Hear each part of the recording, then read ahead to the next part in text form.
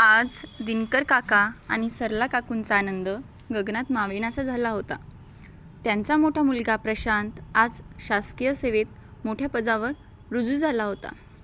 गावातील लोक सकाळपासून घरी या दोघांचेही अभिनंदन करायला येतच होती आणि गावातील लोकांना प्रशांतचा आजवरचा संघर्ष सांगताना काका काकूंचा ऊर अभिमानाने भरून येत होता. काका आणि काकू दोघेही साधी माणसं.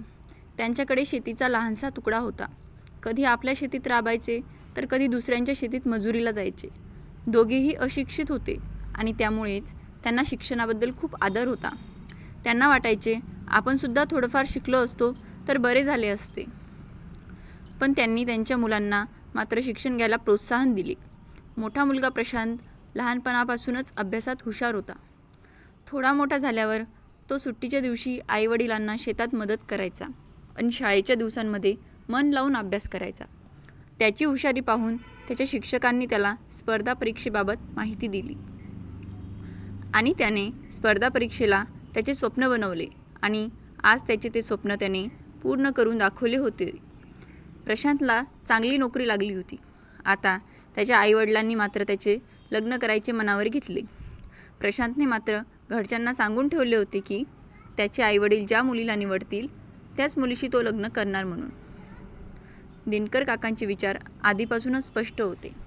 आपल्याला जर मुलगी द्यायची असेल तर आपल्यापेक्षा संपन्न घरात द्यावी आणि सून करून आणायची असेल तर आपल्यापेक्षा गरीब घरातून आणावी, जेणेकरून मुली सुखात नांदतील.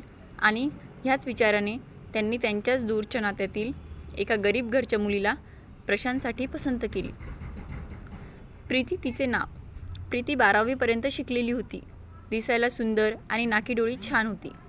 काका आणि काकू दोघांनीही आधी प्रीतीला पसंत केले आणि नंतर प्रशांतने देखील प्रीतीला पसंत केले आणि काहीच दिवसात दोघांचेही साध्या पद्धतीने लग्न लावून देण्यात आले. प्रीती आणि प्रशांत लग्न झाल्यावर थोड्याच दिवसात शहरात स्थायिक झाले.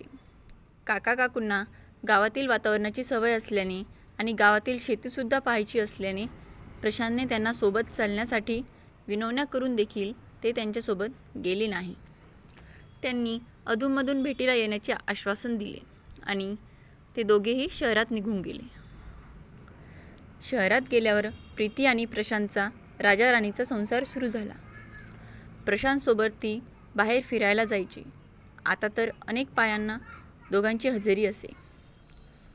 दोघेही उच्चभ्रू आणि श्रीमंत लोकांबरोबर उठबस करत. त्यामुळे प्रीतीने तिचे राहणीमान पूर्णपणे बदलले होते. तिथे तिच्या काही मैत्रिणी झाल्या होत्या. त्यांच्यासोबत किट्टी पार्टी आणि आउटिंग आता नेहमीचेच झाले होते. प्रीती आता एका वेगळ्याच दुनियेत रमत होती. तिला तिचे गरिबीचे दिवस आठवत देखील नव्हते. सासू सासऱ्यांचा फोन आला तरी ती घ्यायला टाळायची. पण कधीकधी प्रशांत समोर असला तर नाईलाजाने त्यांच्याशी बोलायची. प्रीती तिच्या मैत्रिणींसमोर आपल्या श्रीमंतीचा देखावा करायची. घरी काम करणाऱ्या नोकरांसोबत नेहमीच फटकून वागायची. तिच्यात आता खूप अहंकार झाला होता. एकदा प्रीतीच्या सासरीबुवांची तब्येत अचानक बिघडली. गावातील डॉक्टरांनी दाखवून थोडा आराम पडला. मात्र डॉक्टरांनी त्यांना शहरात जाऊन काही टेस्ट करायला सांगितल्या. त्यांना वाटले की टेस्टच्या निमित्ताने मुलाची आणि सुनेची भेटसुद्धा होईल, म्हणून त्यांनी शहरात जायचे ठरवले. त्यांनी प्रशांतला ते येण्याचे असल्याचे फोन करून कळवले देखील. पण प्रशांत कामाच्या घाई गडबडीत असल्याने तो प्रीतीला सांगायचे विसरला की त्याचे बाबा येणार आहेत. इकडे प्रीतीने तिच्या घरी आज किट्टी पार्टी ठेवली होती. तिच्या घरी तिच्या सर्व मैत्रिणी जमल्या होत्या आणि नेमके त्याच वेळेला तिचे सासरे टेस्ट आटोपून तिच्या घरी यायला निघाले होते. इतक्यात प्रशांतला देखील आठवले की त्याचे बाबा आज घरी येणार आहेत. त्याला दुपारी ऑफिसमध्ये विशेष काही काम नसल्याने त्याने दुपारी बाबांच्या भेटीला घरी यायचे ठरवले आणि तो ऑफिसमधून निघाला. इकडे प्रीतीचे सासरे तिच्या घरासमोर ऑटोमधून उतरले आणि बाहेरून आवाज द्यायला लागले. थोड्या वेळाने प्रीतीला त्यांचा आवाज गेल्यावर प्रीतीने खिडकीतून डोकावून पाहिले असता तिला तिचे सासरे बाहेर उभे असलेले दिसले. तिच्या सासऱ्यांचा उन्हातून एवढ्या दूर प्रवास केल्याने पार अवतार झाला होता. त्यांच्या डोक्यावरील मळकट टोपी, मळकट कुर्ता आणि धोतर, अंगातून घाम आल्याने ते मळकट कपडे ओले होऊन शरीराला चिकटले होते. दिनकर काका गावातच राहत असल्याने त्यांना त्यांच्या या अवताराचं काहीच वाटत नव्हतं. पण प्रीतीला मात्र त्यांना आतमध्ये घेण्याची शरम वाटत होती. इकडे दाराबाहेर त्यांचा आवाज ऐकून तिची एक मैत्रीण तिला म्हणाली, प्रीती, बाहेर कुणीतरी म्हातारा माणूस उभा आहे आणि तो बहुतेक तुलाच आवाज देतोय. अगं, कुणी काहीतरी मागायला आलं असेल. प्रशांतला सवय आहे कधीही कुणाला रिकाम्या हाताने परत पाठवत नाहीत. त्यामुळे सतत कुणीतरी येतच असतं दारावर. जाऊ दे, जाईल थोड्या वेळाने, परत प्रीती म्हणाली. प्रीतीचे बोलणे बाहेर उभे असलेल्या तिच्या सासऱ्यांच्या कानावर पडले आणि त्यांना जे समजायचं ते समजून गेले. त्यांना कळून चुकले होते की नाही आपण उभे आहोत हे माहिती असूनही सुनबाईने आपल्यासाठी दरवाजा उघडला नाही. म्हणजे नक्कीच तिला तिच्या मैत्रिणींसमोर आपल्याला ओळख द्यायला लाज वाटत असेल म्हणून. ते आल्या पावली तिथून परत जायला निघाले. समोर बघतात तर प्रशांत त्यांच्या भेटीला घरी आलेला असतो. तो बाबांना अशा थकलेल्या आणि घामाने डबडबलेल्या अवस्थेत पाहतो तेव्हा त्याला वाईट वाटते की आपण स्वतःहून गावी जाऊन बाबांना गाडीमध्ये बसवून इथं आणायला पाहिजे होते. इतक्या उन्हात बसने आल्यामुळे त्यांना खूप दगदग झाली होती. पण त्याला त्याच्या बाबांनीच गावी यायला नाही म्हटले होते, कारण त्यांना बसने ये जा करायची सवय होती. प्रशांतने त्यांना पाहताच त्यांना मिठी मारली आणि त्यांना आपल्यासोबत घरात घेऊन आला. प्रशांतला घरी आलेला पाहून आणि सासरेबुवांना त्यांच्यासोबत पाहून प्रीती घाबरली. तिला वाटले ह्यांनी प्रशांतला सर्व काही सांगितले असेल, पण त्यांनी प्रशांतला काहीच सांगितले नव्हते आणि सांगणार देखील नव्हते. पण इतक्यातच तिची एक मैत्रीण म्हणाली, ए प्रीती, जिजू पण कसले भारी आहेत ना गं. बाहेर मागायला आलेल्या माणसाला ते सरळ घरात घेऊन आले. आजकाल गरीब लोकांसाठी इतकं कोण करतं गं.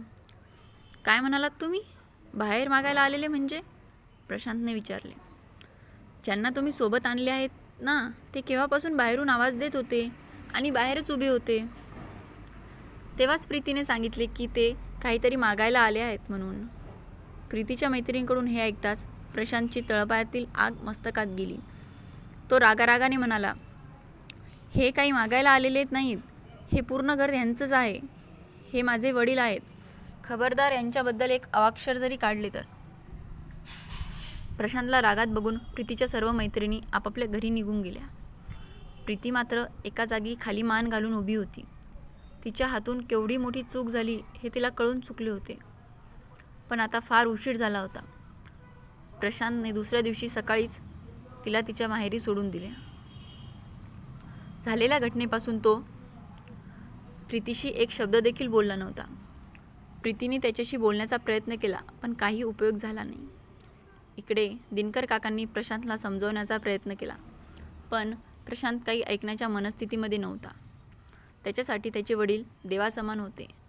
त्याच्या शिक्षणासाठी त्यांनी खूप खस्ता खाल्ल्या होत्या. अगदी आयुष्यभर त्याच्या आईवडिलांनी स्वतःसाठी काहीही केले नाही. फक्त त्यांच्या मुलांचा विचार केला आणि त्यांच्याशी आपल्या बायकोने असे वागावे हे प्रशांतच्या मनाला लागले होते. तिकडे प्रीती मात्र तिच्या माहेरी जाऊन खूप दुःखी झाली होती.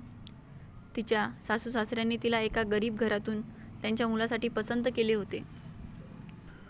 लग्नातही वधू पक्षाकडून कसलीही अपेक्षा न करता स्वतः पुढाकार घेऊन तिला मोठ्या मनाने स्वीकारले होते. उशिरा का होईना प्रीतीला आपल्या वागण्याचा खूप पश्चाताप झाला होता. पण प्रशांत मात्र आता तिचा कॉलसुद्धा उचलत नव्हता. शेवटी प्रशांतच्या आईवडिलांनी प्रशांतला 2 दिवसांसाठी गावी बोलावले आणि त्याला समजावून प्रीतीला पुन्हा त्याच्यासोबत घेऊन जायला सांगितले. सुरुवातीला प्रशांतने नकार दिला, पण त्याच्या आईवडिलांनी त्याला निक्षून सांगितल्यावर तो त्यांना नकार नाही देऊ शकला. प्रीतीने सुद्धा सर्वांची माफी मागितली आणि पुन्हा अशी चूक होणार नाही असा प्रशांतला शब्द दिला. नंतर प्रशांत प्रीतीला सोबत घेऊन पुन्हा शहरात गेला. त्यांच्यासोबत काही दिवसांकरता प्रशांतचे आईवडीलसुद्धा गेले होते. प्रीतीची बदललेली वागणूक पाहून प्रशांतने सुद्धा तिला माफ केले. दोघांचा संसार पुन्हा नीट बसवून प्रशांतचे आईवडील पुन्हा गावी परतले. अशा तऱ्हेने प्रशांतच्या आईवडिलांनी प्रीतीची चूक पोटात घेऊन आपल्या मुलाचा तुटणारा संसार वाचवला. कथा आवडल्यास व्हिडिओला लाईक करा, शेअर करा आणि आमची कथा तुम्हाला कशी वाटली हे कमेंट करून नक्की सांगा. आणि अशाच नवनवीन कथा ऐकण्यासाठी आमच्या चॅनलला सबस्क्राईब करा. धन्यवाद.